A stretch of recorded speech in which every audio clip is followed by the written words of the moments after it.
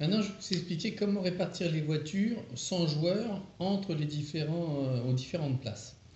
Alors, dans les règles, il y a un système qui est expliqué qui est d'utiliser la valeur de chaque voiture par rapport à ce qu'elles ont fait en 2013 ou en 2014. Bon, en fin de compte, j'ai eu des réclamations de certains joueurs qui m'ont dit qu'en fait, c'était pas très juste parce qu'il y avait, selon la couleur qu'on prenait, on pouvait avoir des voitures plus ou moins meilleures et donc en fait, on était avantagé si on avait une bonne équipe ou enfin une bonne équipe, on avait un bon groupe ou un mauvais groupe. Donc je vais vous expliquer comment faire en fait pour que ça soit vraiment plus juste. Donc dans ce cas-là, en fait, c'est très simple. Admettons qu'on joue à 4.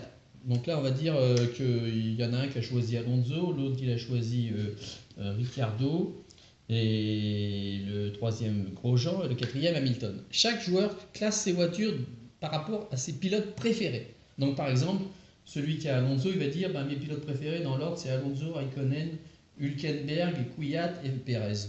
Et puis celui qui a Ricciardo, il va dire moi je préfère Ricciardo, Vettel, Vergne et Massa. Voilà. Donc, maintenant, une fois que vous avez fait ça, vous passez par groupe. Donc, on prend les cinquièmes, voilà. On mélange. Vous en mettez un, puis l'autre, et voilà, vous avez l'ordre. Ensuite, vous prenez 4, les 4 derniers de chacun, et vous les mettez dans l'ordre en tirant au sort. Voilà. Comme ça, etc., etc., etc.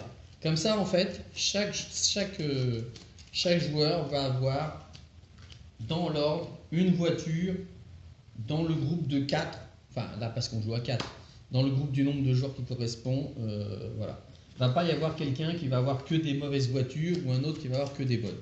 Comme ça, la répartition est meilleure. Voilà. Et bien sûr, vos voitures vous s'intercalent selon les qualifications qu'elles ont fait.